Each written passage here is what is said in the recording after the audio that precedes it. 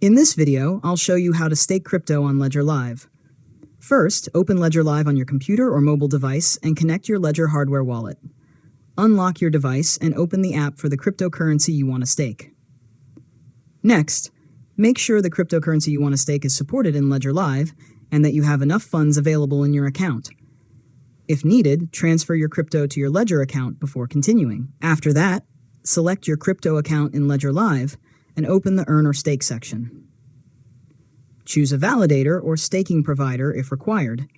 Enter the amount you'd like to stake, and carefully review the staking details. Now confirm the staking transaction in Ledger Live and approve it on your Ledger device by verifying the transaction details on the screen. Wait for the transaction to be confirmed on the blockchain. Finally, return to the Earn or Stake section to monitor your stake balance and rewards. If the cryptocurrency supports unstaking, you can manage your staked assets from the same section whenever you're ready. And that's it. You've successfully learned how to stake crypto on Ledger Live.